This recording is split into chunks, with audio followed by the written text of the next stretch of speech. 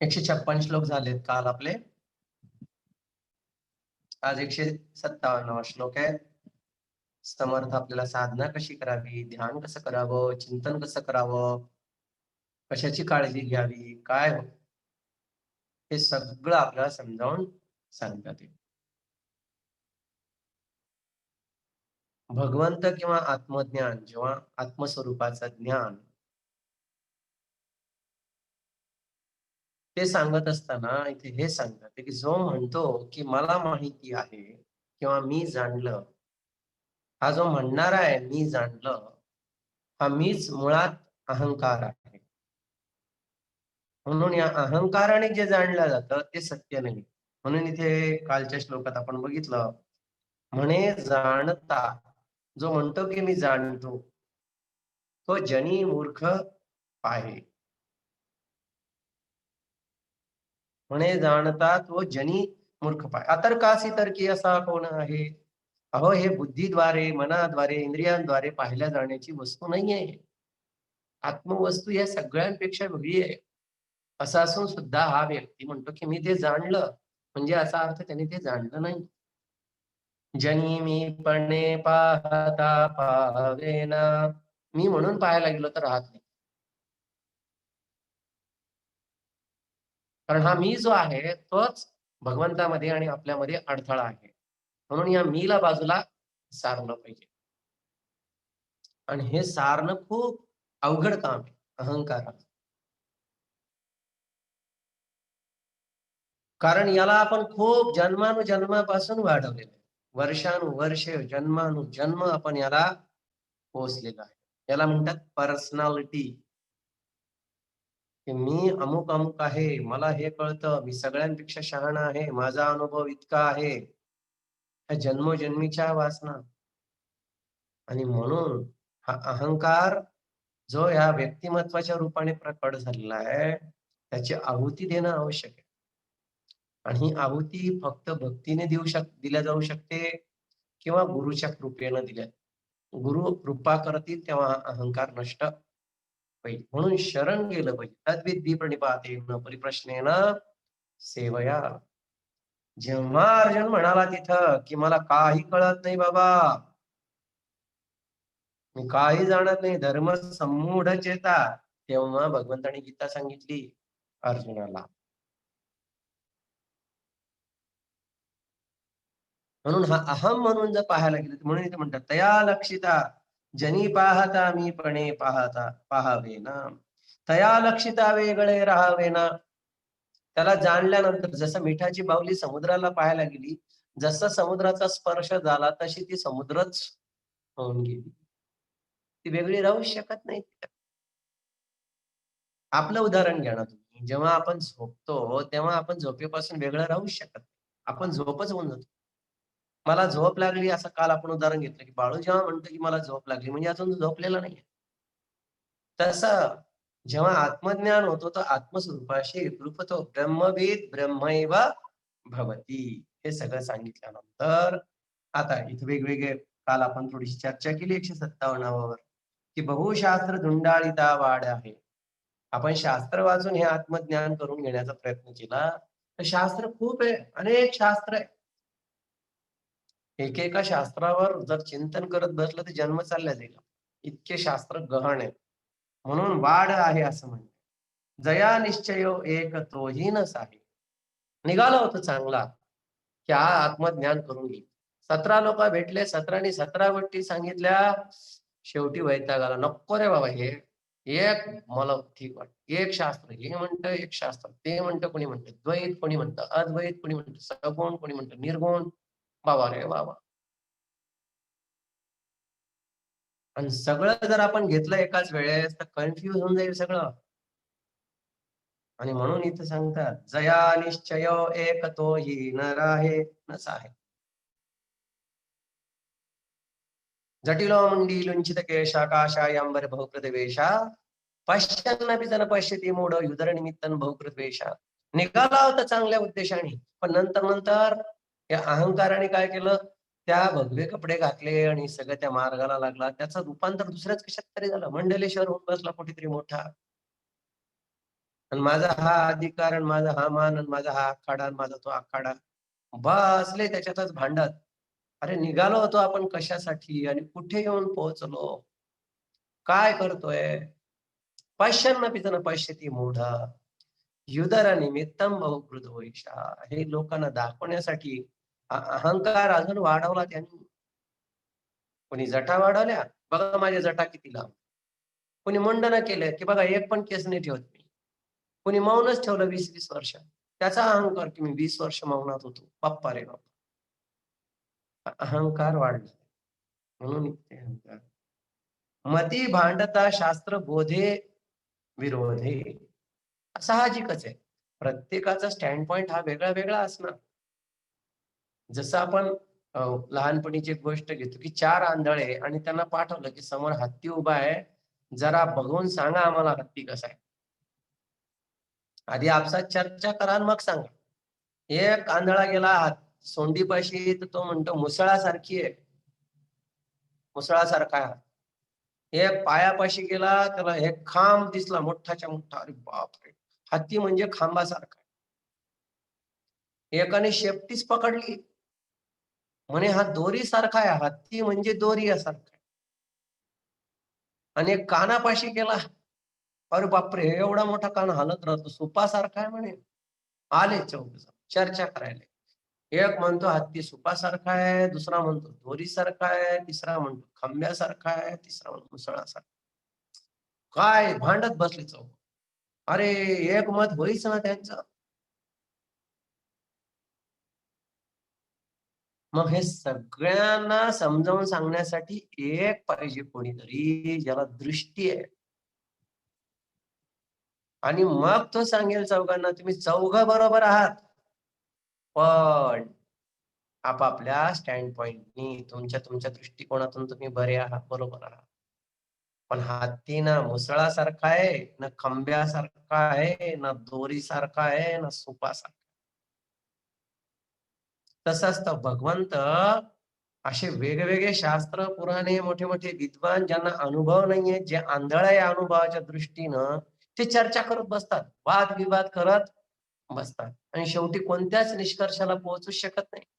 जो तो म्हणतो, की आपला अहंकार मीच बरोबर आहे. तिथं कोणीतरी विवेकानंदासारखा एखादा ज्ञानी दृष्टी असलेला पुरुषाला तर तो सगळ्यांना सोबत घेऊन चालतो.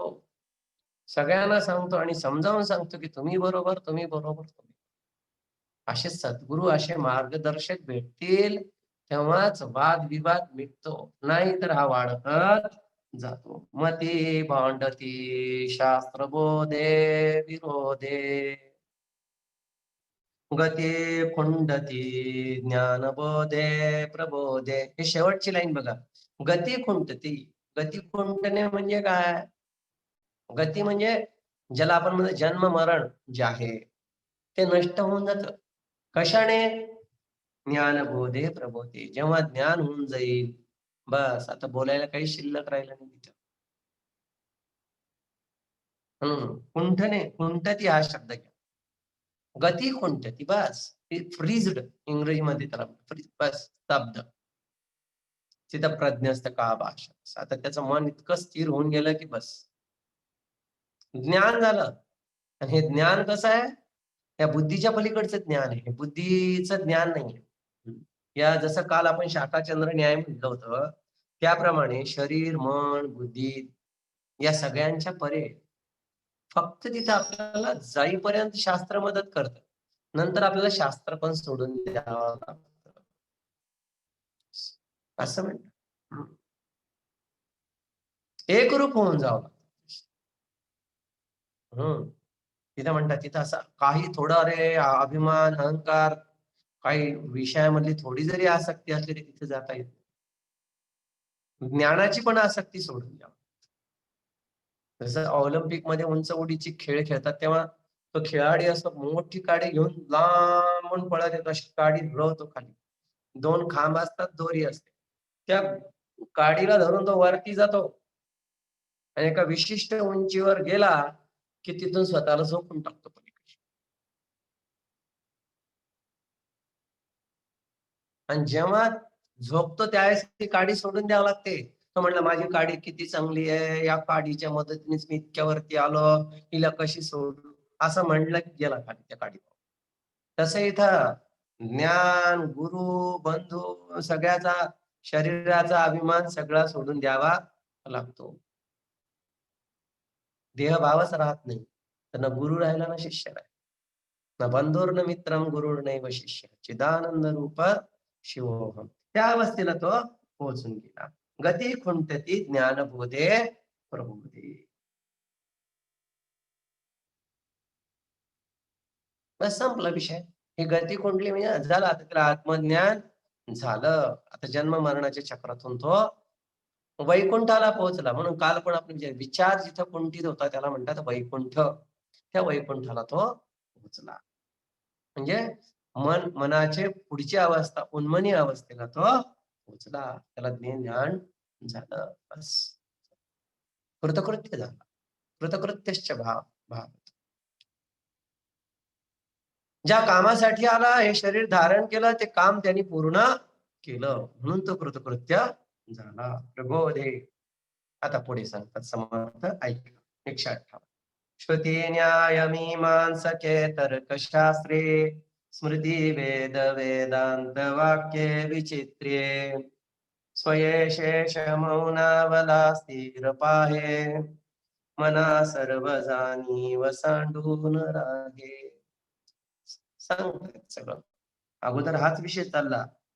बहुशास्त्र धुंडाळीता वाड आहे तोच इथे सांगतात.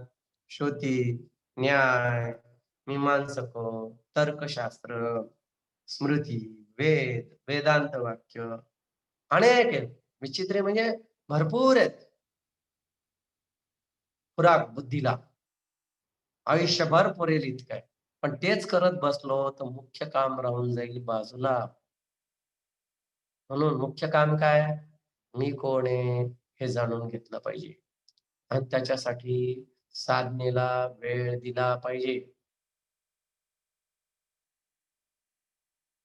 आमच्या आचार्याने आम्हाला फॉर्म्युला दिला की 20-20-20. समजा तुम्हाला 1 तास मिळाला, तर 20 मिनिटं वाचन केलं पाहिजे. वाचन करा, चिंतन करा. 20-20. 20 मिनिटं वाचन करा, 20 मिनिटं मनन करा आणि 20 मिनिटं ध्यान करा. तर जे वाचन केलं किंवा श्रवण केलं, त्याच्यानंतर 20 मिनिटं मनन केलं आणि मग त्याच्यावर ध्यान केलं. मग तो त्या अवस्थेला पोहोचला.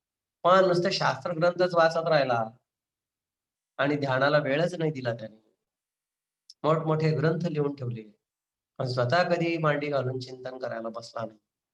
तर ते सगळं वाया गेलं. म्हणून इथे म्हणतात स्मृती वेद वेदांत वाक्ये विचित्रे.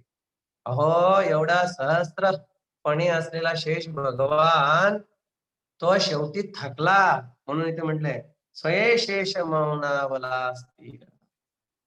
इतकं वर्णन करून करून करून शांत बसला मौन अवस्थेत. म्हणून तुम्हाला सांगतो की जास्त आता अभिमान धरून हे ग्रंथ आणि हे वाचण्याच्या पाठीमागे प्रवचनाच्या पाठीमागे जास्त पडतो. तुम्ही अंतर्मुख व्हा. आता कारण वरच्या स्टेजला चालला हळूहळू आता. इथं सगळं सोडायला सांगितलंय. मना सर्व जाणीव सांडून. जाणीव म्हणजे काय? मी अमुक संन्यासी आहे, मी अमुक एवढा विद्वान आहे, मी ह्या विद्या विशारद झालो, विशारद झालो. हा अभिमान सोडून द्या. हे काही उपयोगाचं नाही तिथं. हे सगळं सोडून द्यावं लागतं. ज्याचा अभिमान धरून राहिला ते बंधन झालं. म्हणून बंधनातून बाहेर निघायचं. अनित्य सगळं अनित्य जे ते सोडावं लागतं. जे पण बुद्धीच्या निदर्शनास आलं, जे पण बुद्धीने जाणलं ते सगळं अनित्य आहे. कारण तर नित्य जे आहे बुद्धी त्याला जाणू शकत नाही. परंतु बुद्धी मनाच्या परे आहे. फक्त शास्त्र त्याचं निर्देशन करतं. बस ते पाहायचं, ध्यान करायचं. शास्त्राला धरून नाही बसायचं. म्हणून ते इथं म्हणतात की जाणीवा सोडून. की जाणीव म्हणजे कशाची? मी शरीर आहे, मी मन आहे, मी बुद्धी आहे. ही जाणीव जी आहे, ही सगळी सोडून द्यावं लागणार आहे. जोपर्यंत मला जाणीव आहे की मी उंदीर आहे, तोपर्यंत मला मांजरीची भीती वाटते.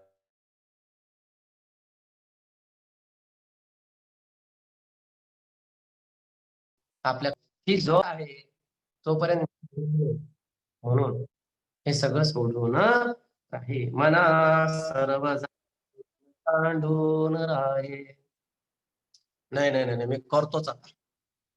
मी करतो हे आत्मज्ञान करून घेतो. अभ्यास पण करतो, जप पण करतो, ध्यान पण करतो. मी आता ईश्वराला प्राप्त करून घेईल.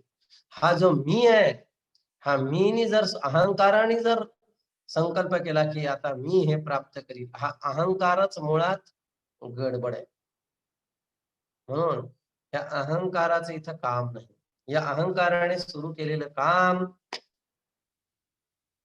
आपल्याला नाशाचं कारण असतं.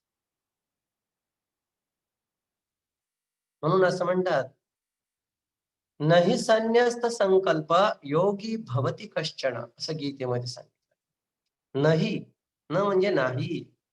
असंन्यस्त संकल्प, ज्याने संकल्पाचा त्याग केलेला नाही. असंन्यस्त संकल्प. न योगी भवती कश्चन. कारण संकल्प करणारी बुद्धी आहे. तर बुद्धीचा संकल्प करून त्या बुद्धीच्या परे असलेल्या परमेश्वराला आपण प्राप्त करू शकत नाही. म्हणून या अहंकाराला तिथं सोडते. इथं 159व्या श्लोकात सांगतात. जेणे मक्षिका भक्षिली जाणिवेची, तया भोजनाची रुची प्राप्त कैची. अहम भावजा मानसीचा विरेणा, तया ज्ञान हे अन्न पोटी जिरेना. जय जय रघुवीर समर्थ. जेणे मक्षिका, मक्षिका म्हणजे माशी.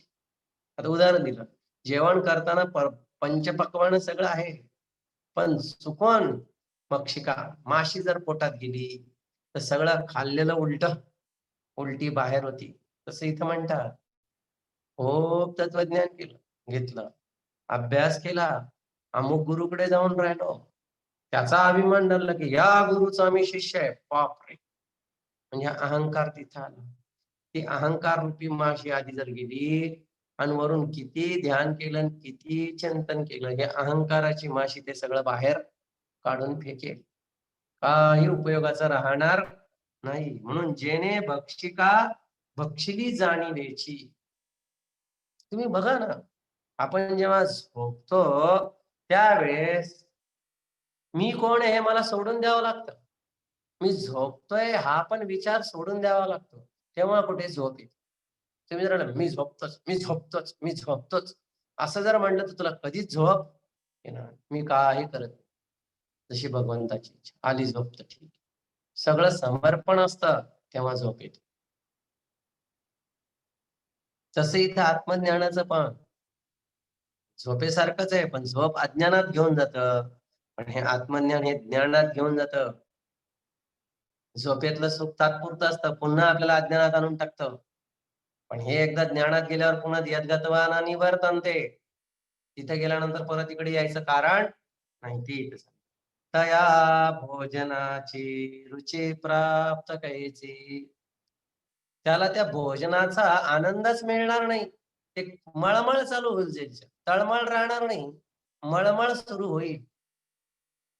आणि ही मळमळच त्याला सगळ्या त्याचं नुकसान करून टाकेल. सगळा वेळ वाया घालवेल तिचा. म्हणून अहम भावजा मानसीचा विरेना, ज्याच्या मनामधला अहंकार नष्ट होत नाही, तया ज्ञान हे अन्न पोटी जिरेना. म्हणून ज्ञानाचं अन्न त्याला पचत नाही. किती गुरुनी सांगून द्या, किती ग्रंथ वाचू द्या, पण अहंकार असला, he will not get. म्हणून ज्ञानेश्वर माऊलीने म्हणले की इतकं सगळं पुण्य केलं, जणू काही कापराचा ढीग आणि मी हे निर्माण केलं असं म्हटलं म्हणजे त्याला काडी लावल्यासारखी फसकन ते पेटून जात, क्षणात नष्ट होऊन.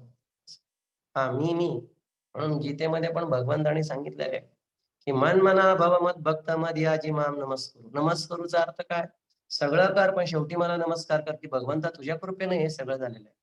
आणि असा नमस्कार जर केला नाही तर हा अहंभाव बाहेर येईल. म्हणून सतत भगवंताला प्रार्थना केली पाहिजे की तुझ्याच कृपेने हे सगळं चाललंय. प्रार्थना किती वेळेस केली पाहिजे? आणि सकाळी एकदा करा, संध्याकाळी एकदा करा. दुपारी जमलं तर दुपारी पण करा. सकाळी प्रार्थना करा की देवा ऑफिसला मला व्यवस्थित जाऊ दे. म्हणजे काय होईल, जेव्हा ऑफिसला आपण जेव्हा पोहोचतो वेळेवर, तेव्हा मी ऑफिसला पोहोचलो हा अहंकार राहत नाही. भगवंतांनी मला ऑफिसला व्यवस्थित पोहोचवलं. संध्याकाळी ऑफिसमधून निघताना प्रार्थना की देवा मला घरी व्यवस्थित पोहोचव. पोहोचले घरी. 2 गोष्टी झाल्या या प्रार्थनेमुळे. अहंकार नष्ट झाला, भगवंतातली भक्ती वाढली. नाहीतर काय होतं, प्रार्थना नाही केली तर मी आलो, मी गेलो, मी हे केलं, मी ते केलं. अहंकाराच चार्ज होत राहतो. अहंकाराला डिस्चार्ज करायचं. प्रार्थनेशिवाय अहंकार नष्ट होत नाही. हं, प्रार्थना केली पाहिजे. संत तुकडोजी महाराज तर खूप प्रार्थनेबद्दल सांगतात. कर सामुदायिक प्रार्थना. ही प्रार्थना केलीच पाहिजे. पूर्वीच्या काळी प्रत्येकाच्या घरात जेवायच्या आधी प्रार्थना करत होते. आता सोडून दिले सगळ्या लोकांनी. पण आपण पुन्हा सुरू करू शकतो चांगल्या गोष्टी. जेवायच्या आधी सगळ्यांनी सामुदायिक प्रार्थना केली पाहिजे. हा अहंभाव नष्ट होऊन जाईल. अहंभावजा मानसीचा विरेन तया ज्ञान हे अन्नपोटी जिरेन. अन्न त्याला अहंकारामुळे त्याचा उपयोग होत नाही. असतं त्याच्याकडे शेल्फमध्ये कपाट भरून ठेवतात, तसं बुद्धीमध्ये त्याला पाठ आहे. ज्ञानेश्वरी पाठ आहे, गीता पाठ आहे, व्यवस्थित रेफरन्स पण देतो त्याचे तो. पण अहम आहे की मला हे सगळं येतं, वाया. त्याला ते पचत नाही. हे ज्ञान काही सोबत येणार नाही. हे इथंच सोडून द्या. एका झटका लागला की इथल्या इथंच सगळं ज्ञान राहून जाईल. पुन्हा पुढचा जन्म झाला तर बालवाडीत जन्म घ्यावा लागेल. एवढं सगळं मागच्या जन्मीचं केलेलं वाया गेलं. म्हणून हे ज्ञान इथंच घ्यायचं, याचा वापर करायचा, फेकून द्यायचं. Use and throw. सोबत घेऊन जायचं नाही आपल्याला पुढच्या जन्मी ते. म्हणून इथंच त्याला वापरून घ्या. ज्ञानवर्जिता ज्ञानहीन चित ज्ञानमस्तिकेम ज्ञातुम. हे ज्ञान सोडून जे प्राप्त होतं ते खरं आत्मज्ञान आहे. म्हणून वादविवाद घालत बसू नको, लोकांशी चर्चा करत बसू नको, माझंच बरं, माझंच बरोबर, या गोष्टीत राहू नको. ते सांगतात. 160. नको रे मना वाद हा खेदकारी, नको रे मना भेदनाना विकारी, नको रे मनासी कहू पुढिलांसी, अहम भाव जो राहिला तू जपासी. जय जय रघुवीर समर्थ. लक्षपूर्वक ऐका, महत्वाचं आहे. नको रे मना वाद हा खेदकारी. लोक काय लोक वाद घालत बसतात. कुणाशी वाद घालतात? कोणी सांगत असेल तर त्याच्याशी वाद घालतात. मग तुम्ही असे म्हणतात तर आमचे तर गुरु असे म्हणतात. तिथे गेला कशासाठी? ते वाद विवाद करण्यासाठी. आणि कोणाला तुला जर कळलं ना, तू आत्मचिंतन कर. कोणाबरोबर वादविवाद घालत बसू नको. आधी तुझं तुला तर समजू दे, मग दुसऱ्याला सांग. काही परीक्षा घ्यायसाठी जातात, की यांना येतं की नाही ते बघा. अन बस कसले वाद. आपण म्हणू जल्प, वाद, विवाद, वितंड असे करणारे लोक खूप असतात. म्हणून समर्थ म्हणतात, नको रे मना वाद हा खेदकारी, नको रे मना भेदनाना विकारी, नको रे मना, नको रे मना भेद नाना विकार. भेद म्हणजे हा शैवैड आहे, हा वैष्णवैड आहे, हा शिवाचा भक्त, हा व्यंकटेशाचा भक्त, हा अरे काय आहे, सगळे देव एकच आहे. सब्रह्म स शिव स हरिही. तोच परमेश्वर सगळ्यामध्ये व्यापलेला आहे. नाही ते द्वैतीय आणि आम्ही अद्वैतीय नाही. ते विशेष द्वैतीय आम्ही विशेषाद्वैतीय. काहीतरी भेद भेद करत. अरे सगळ्याचा गोश्वारा केला तर एकच आहे, की मी कोण आहे हे ओळखणं आणि मी म्हणजे ब्रह्म आहे. हे जाणलं, की सगळे प्रश्न सुटून जातात.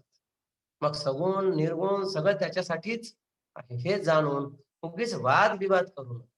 म्हणून संत दिसती वेगळाले, परी अंतरी मिळाले. वेगवेगळे सांगत असतील. तुम्हाला वेगळ्या पद्धतीने सांगितलं तुम्ही. मोहम्मद पैगंबरनी वेगळ्या पद्धतीने सांगितलं. येशू ख्रिस्तानी वेगळ्या पद्धतीने सांगितलं. श्रीकृष्णाने वेगळ्या पद्धतीने सांगितलं. आता पद्धती वेगळ्या आहे, पण भगवंत एकच आहे आणि त्या सगळ्या संतांचा उद्देश एकच आहे, की सगळ्या लोकांना सुख मिळावं. सर्वे भवन्तु सुखिनः.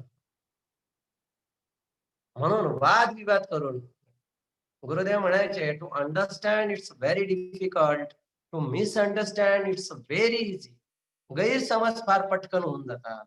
समजून घेणं हे अवघड आहे. म्हणून काय जे तुम्ही आधी पक्के होऊन जा तुमच्या गुरुने जे शिकवलं. एकदा तुमच्या गुरुचं तत्वज्ञान तुम्हाला कळलं ना, बाकी सगळ्या लोकांचं तत्वज्ञान तुम्हाला कळायला लागेल.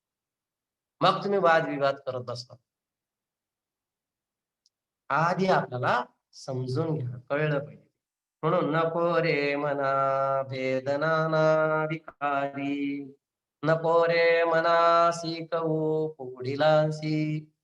काही काही लोकांना असं असतं की मला जे पटलं ते दुसऱ्याच्या गळी उतरवलंच पाहिजे. अर्थ म्हणतो नाही बाबा मला नाही शिकायचं. नाही शिकलंच पाहिजे. हेच बरोबर दुसरं नाही. उपदेशाचे काम नसे ते वाचा म्हणून बरी. तो म्हणतोय ना मला नाही शिकायचं तुमच्याकडून. तुम्ही बळजबरी का त्याच्या पाठीमागे लागलेत? म्हणून गीतेमध्ये पण भगवंताने अर्जुनाला सांगितलं, की "अर्जुना, ही भगवद्गीता त्या माणसाला बिलकुल सांगू नको, ज्याची शास्त्रामध्ये माझ्यामध्ये विश्वास नाही. भगवंतामध्ये आणि धर्मामध्ये, ग्रंथामध्ये ज्याचा विश्वास नाहीये, श्रद्धा नाहीये, त्याला हा ग्रंथ, ही गीता सांगायची नाही." तसं समर्थ पण इथं सांगतात आहे. तुला समजलं ना, कोणी विचारलं भोळ्या भावाने खरंच जाणून जाणण्यासाठी त्याला सांगा. पण बळजबरी कोणाला हे शिकलंच पाहिजे आणि तुला आता मी शिकवतोच हे समजूनच सांगतो ना, बस भगवंतावर सोडून द्या. जसं बिभीषणाने समजावून सांगण्याचा प्रयत्न केला रावणाला. जेव्हा रावणाने लाथ मारली, तर शेवटी तो म्हणतो, "ठीक आहे, जशी भगवंताची इच्छा." निघून गेले राम. बळजबरी त्याला शिकवत बसले नाही रावणाला विभीषण. तसंही म्हणतात. नको रे मना शिकवू पुढील अंश. पुढील अंश म्हणजे ज्यांचा या शास्त्रावर विश्वास नाही, जे अभिमानी आहेत त्यांना नाही. म्हणून ज्याची पाठी कोरी आहे त्याला शिकवा. ज्याची पाठी आधीच भरलेली आहे त्याला काय करत बसतात. नको रे मनासी कहू पुढीलासी. आणि शिकवलं तर काय होईल? मी इतक्या जणांना शिकवलं, इतके माझे शिष्य, तो अहंकार राहिला. म्हणून अहम भाव जो राहिला तुझ पाशी. म्हणून गुरुदेव म्हणायचे, की तुम्ही आता 2 वर्षाचा वेदांत कोर्स केला, चिंतन मनन केलं. मला अहंकार होईल, की आम्ही एवढे उपनिषद, गीता, रामायण हे सगळं शिकलो.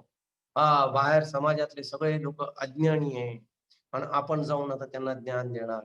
असा चुकून पण असा गैरसमज होऊ देऊ नका. प्रवचन म्हणजे काय?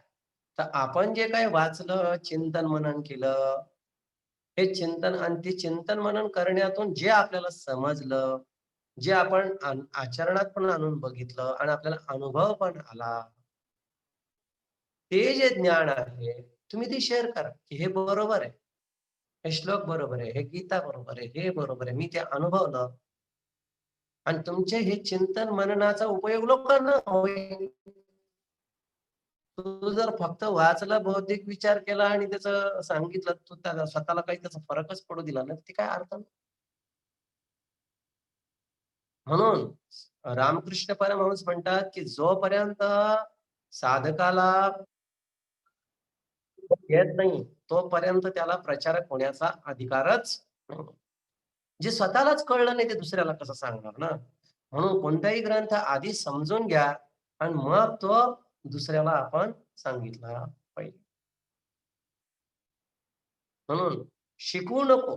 समजलं तेवढे शेअर कर. जे जे आपण असं ठावे ते ते इतरांशी सांगावे, शहाणे करून सोडावे सकळ जग. सगळ्यांना ज्ञान संत तेच करतात. नाहीतर काय होतं थोडंसं समजलं आणि बस सांगत सुटला. म्हणजे उथळ पाण्याला खळखळाट फार. म्हणून थोडं समजून घे ज्ञान आणि मग तू ते सांग. म्हणून नको रे मनासी कहू पुढीलासी.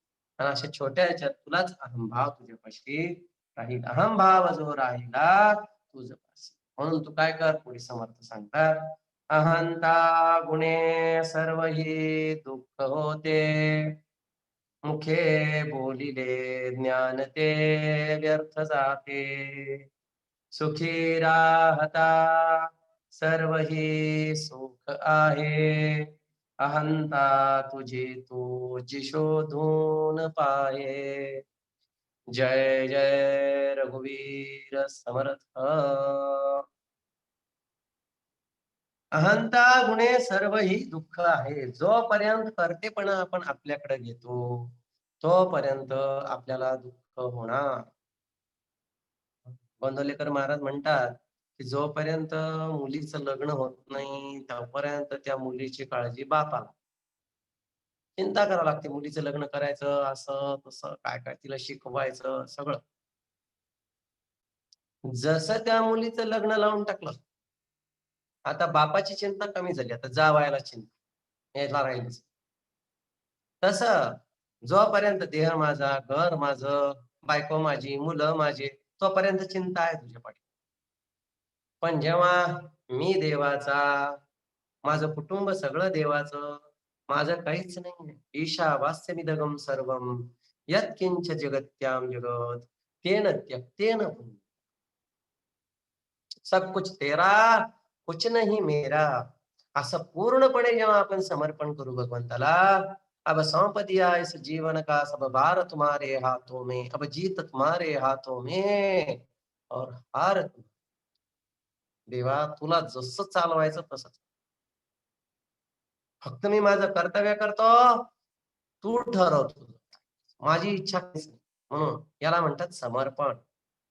आणि हे समर्पण नसलं, मी असला भाव, की घे माझे माझे म्हणून वाहे संसाराचे ओझे. ते समर्पण. अहंता गुणे सर्व ही दुःख आहे. अरे वेळ जर तो ओझं वाहणार आहे, तर आपण कशाला बळजबरी ओझं आपल्या डोक्यावर घेतो? एक बाई रेल्वेत बसली आणि ते सगळं गाठोडं डोक्यावर घेऊन बसली. तिला म्हटलं, "अगं तू खाली ठेव ना ओझं." ती म्हणते, "नाही, नाही रेल्वेला ओझं होईल." म्हणून मी घेऊन बसते. पण बसली कुठं? रेल्वेत. अगं तू रेल्वेत बसलेली आहे, डोक्यावर घेतलं तरी रेल्वेच नेणार आहे आणि खाली ठेवली तरी रेल्वेच नेणार आहे ते गाठोडं. तसा माझं म्हटलं तरी संसार देवच चालवणार आहे, भगवंतच आहे. आणि तुझं म्हणलं भगवंता तुझं सगळं तरी देवच चालवणार आहे. मग सोपी गोष्ट आहे त्याचं म्हणा समर्पण करून टाका. पण माणसाला ते होत माझं ते आवरून ठेवतो. कितीही सांगा ते सोडायला तयार नाही. मुखे बोलिले ज्ञान ते व्यर्थ जाते. चिंतन मनन केलं नाही आणि दुसऱ्याला सांगितलं. तर काय होईल? मला माहिती आहे असं म्हटल्यामुळे मग संपला त्याचा विषय संपला. पुढे त्याच्या खोलात तो जाताच नाही. अनुभवाविण बोललेलं जे ज्ञान आहे, ते सगळं व्यर्थ गेलं वाया. म्हणून अनु मुखे बोलिले ज्ञान सुखी राहता ही सर्व सुख. सुखी राहता म्हणजे सगळं सोडून सुखी राहा. अलख निरंजन धरू नका. हे धरलं की दुःख, सोडलं तर सुखी. मग सोडा आणि सुखी व्हा. बस संपलं काम. सुखी राहता सुख होत आहे. ही सर्व सुख आहे. अहंता तुझी. मी कुठं चिटकलेलो आहे, कुठं मी अटॅच झालेलो आहे, ते मी शोधलं पाहिजे. हे आत्मपरीक्षण आपलं आपण करायचं. ठीक आहे. ओम पूर्णमदः पूर्णमिदं पूर्णात् पूर्णमुदच्यते पूर्णस्य पूर्णमादाय पूर्णमेवावशिष्यते. ओम शांती शांती शांती. हरि ओम. श्री गुरुभ्यो नमः. हरि ओम.